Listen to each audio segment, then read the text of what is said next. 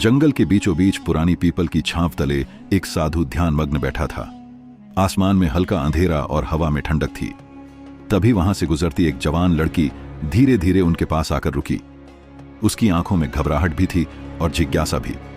उसने कांपती आवाज में कहा, महाराज, मेरे दिल में एक बेचैनी है जो बुझती नहीं, जैसे आग जल रही हो भीतर। साधु ने अपनी आंखें खोलीं और मुस्कुराकर बोले, आग बुझाने के लिए नहीं होती बेटी, आग को दिशा देनी पड़ती है। अगर संभालो तो उजाला करेगी और अगर बहक गई तो जला डालेगी। लड़की ने उनकी बात सुनी, लेकिन उसके होंठों पर एक हल्की मुस्कान आ गई, मानो साधु के शब्दों में उसे कोई और ही इशारा मिला हो। वो थोड़ा और पास आकर बैठ गई और धीमे स्वर में बोली, अगर ये आग किसी और के स्पर्श से बुझ जाए तो क्या ये पाप कहलाएगा? साधु ने उसकी ओर गहरी नजर से देखा और धीमे से बोले, आग को बुझाया नहीं जाता, उसे छुआ जाता है, महसूस किया जाता है। जलन में भी सुख होता है, बशर्ते उसे सही तरीके से अपनाया जाए। लड़की की सांसें तेज हो गईं, उसके गाल लाल पड़ गए, उसकी आंखों में अब डर से ज्यादा चाहत थी। इतने में हवा का झोंका आया और उसका दुपट्टा उड़कर साधु के हाथों में जा गिरा। साधु ने दुपट्टा उठाते हुए कहा, यह कपड़ा तो बस पर्दा है, सच तो तुम्हारी आंखों में है। कपड़े चाहत को नहीं ढक सकते, जैसे दिल की बातें कभी छुपाई नहीं जाती। लड़की ने नजरें झुका लीं, पर उसके चेहरे पर एक हल्की मुस्कान तैर गई। वो कांपते हुए साधु के करीब खिसक आई। उसका हाथ अनजाने में साधु के हाथ से छू गया। अगर मैं अपनी मन की बात कह दूं तो लोग मुझे गुनहगार कहेंगे, उसने फुसफुसाकर कहा। साधु ने उसके हाथ को थाम लिया और उसकी आंखों में झांकते हुए बोले, दुनिया की परवाह करने वाली लाखों हैं, पर अपने दिल की सुनने वाली बहुत कम। इच्छा को दबाओगी तो दर्द बनेगी, बहा दोगी तो अमृत। लड़की ने आंखें बंद कर लीं और उसकी सांसें साधु की सांसों से मिलने लगीं।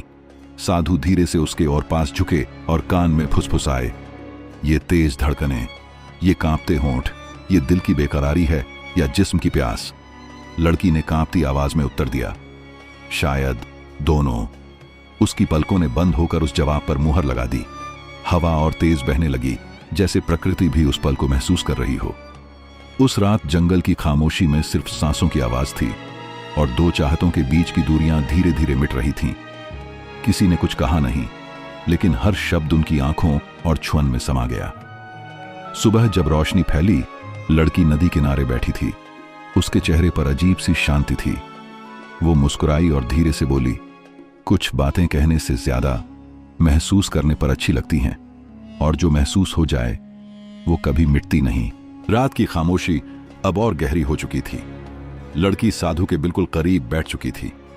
दोनों के बीच का फासला अब सिर्फ सांसों का रह गया था। लड़की ने धीमे स्वर में कहा, महाराज, अगर मेरे भीतर की ये आग मुझे चैन नहीं लेने देती तो क्या इसका कोई उपाय है?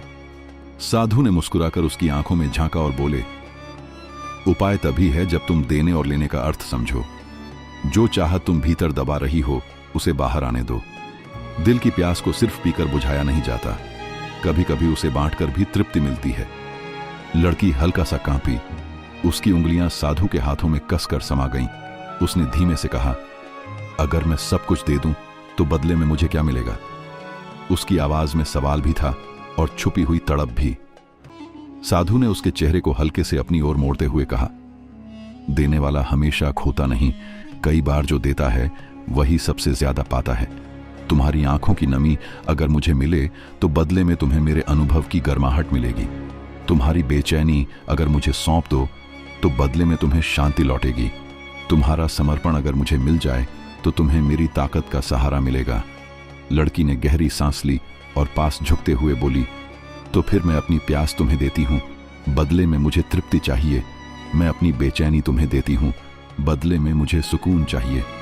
मैं अपना सब कुछ तुम्हें सौंप दूं, पर मुझे भी कुछ लौटा कर देना होगा। साधु ने उसके कान के करीब आकर फुसफुसाया, ये लेने देने का ही नियम है बेटी। तुम दोगी तो मैं लूंगा, और जब मैं दूंगा तो तुम्हारे भीतर की हर कमी पूरी हो जाएगी। यही असली साधना है, यही असली तृप्ति। उसकी बातें सुनकर लड़की की आंखों में चमक आ गई। उसने आंखें बंद की और साधु के सीने पर सिर रख दिया। हवा में जैसे एक अनकहा संगीत खुल गया था।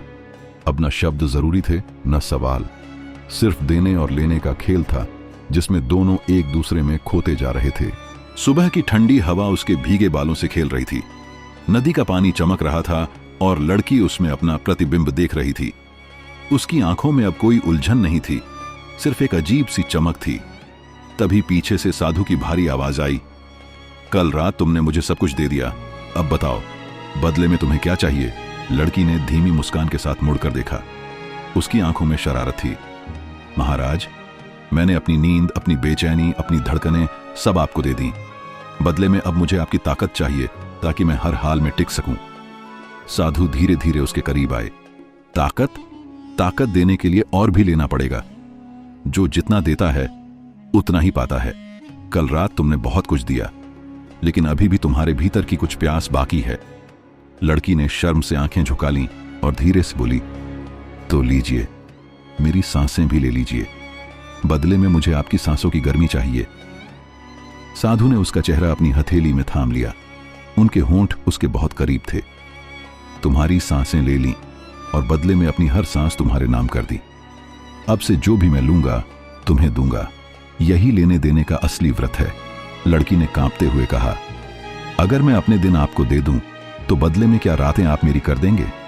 साधु ने गहरी नजरों से देखते हुए उत्तर दिया, दिन और रातें सिर्फ वक्त हैं। मैं तुम्हें समय दूंगा और बदले में तुम्हें अमर एहसास दूंगा। तुम अपना जीवन दो और बदले में मैं तुम्हें वो सुख दूंगा जो कभी खत्म नहीं होगा। लड़की अब पूरी तरह उनके करीब आ चुकी थी। उसके होंठों पर हल्की मुस्कान थी, आंखों में नमी और चाहत दोनों। उसने धीमी आवाज में कहा, तो फिर महाराज, आज मैं अपना जीवन भी आपको सौंपती हूं। अब बताइए, इसके बदले में मुझे क्या देंगे? साधु उसके कान के पास झुककर फुसफुसाए, जीवन के बदले मैं तुम्हें अपना वजूद देता हूं। अब तुम और मैं अलग नहीं रहे। तुम्हारा लेना ही मेरा देना है और मेरा देना ही तुम्हारा लेना। लड़की की आंखें भर आईं, लेकिन होंठों पर मुस्कान थी। उसने आंखें बंद कर लीं और उस पल में जैसे पूरी सृष्टि थम गई।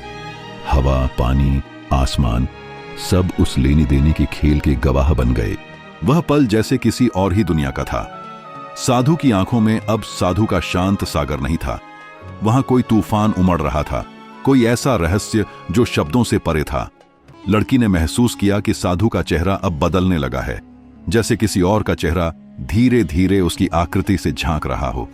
हवा में घनी सुगंध फैल गई और दीपक की लौ अपने आप तेज हो उठी। आप कौन हैं? लड़की ने कांपती आवाज में पूछा। साधु मुस्कुराए, मैं वही हूं जिसे तुमने बुलाया था। तुम्हारी अधूरी प्रार्थनाओं ने मुझे आकार दिया है।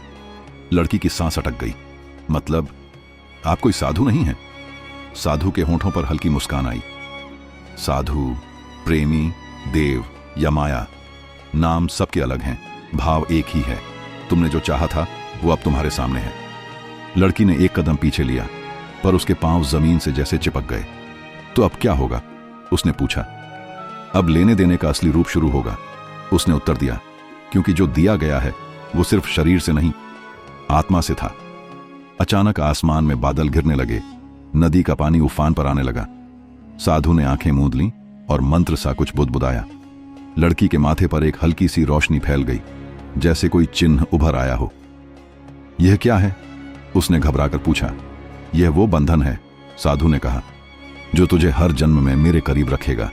अब चाहे तू जन्म बदले या रूप, लेने देने का यह व्रत कभी नहीं टूटेगा। लड़की की आंखों में आंसू आ गए, पर उनमें भय नहीं था। उसने बस इतना कहा, अगर यह व्रत सच है तो अगले जन्म में मैं फिर तुम्हें खोज लूंगी। साधु ने मुस्कुराते हुए कहा, और मैं फिर तुम्हें पहचान लूंगा, तेरे उसी नजर के झोंके से। फिर हवा का एक तेज झोंका आया, दीपक बुझ गया और साधु वहां नहीं थे।